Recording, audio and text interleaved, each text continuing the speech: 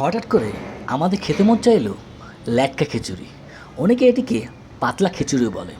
আর তাই তো আমরা চলে গেলাম লালবাগের একটা স্ট্রিট ফুডে, যেখানে খিচুড়ি হরেক রকম ভর্তা এবং মাংসের আইটেম দিয়ে সেল করে। দেখতে তো ভালোই লাগলো। আর তাই তো আমরা নিয়েছিলাম ল্যাটকা খিচুড়ির সাথে গরুর মাংস, সাথে আরও দুটি আইটেম নিয়েছিলাম।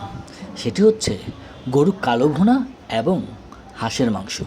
ও, দোকানের নাম তো বলতে ভুলেই গেছি। দোকানের নাম ছিল মেজবানি দম খিচুড়ি এবং বিরিয়ানি। দোকানটি রাস্তার সাথে সাথেই, ভিড় মোটামুটি ভালোই ছিল। খাবার আসার সাথে সাথেই তাই আর দেরি করলাম না, বাঙালি বলে কথা। তাই চামচ দিয়ে না খেয়ে আমরা খাওয়া শুরু করলাম হাত দিয়ে, কেননা হাত দিয়ে খাওয়ার মজাই আলাদা, যা বাঙালিদের বলার আর প্রয়োজন নেই। এবার আসি স্বাদের কথা।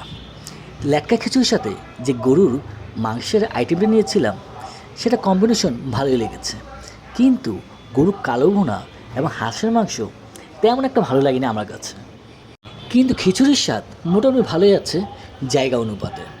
খিচুড়ি খাওয়ার পর্ব শেষ করে আমরা গিয়েছিলাম আজিমপুরের ঢাকেশ্বরী জুস কর্নারে। তাদের জুসের নাম ভালোই রয়েছে। আমরা অর্ডার করছিলাম পেস্তা বাদামের শরবত এবং জিরা পানি। তাদের দুটি আইটেমই ভালোই। এক কথায় আজকে খাওয়ার পর্ব নিয়ে বলতে গেলে বলতে হবে আজকে খাওয়ার পর্বটি ভালোই গিয়েছে। অন্য কোনো দিন নতুন খাবার নিয়ে দেখা হবে আপনাদের সাথে আবারও। ধন্যবাদ।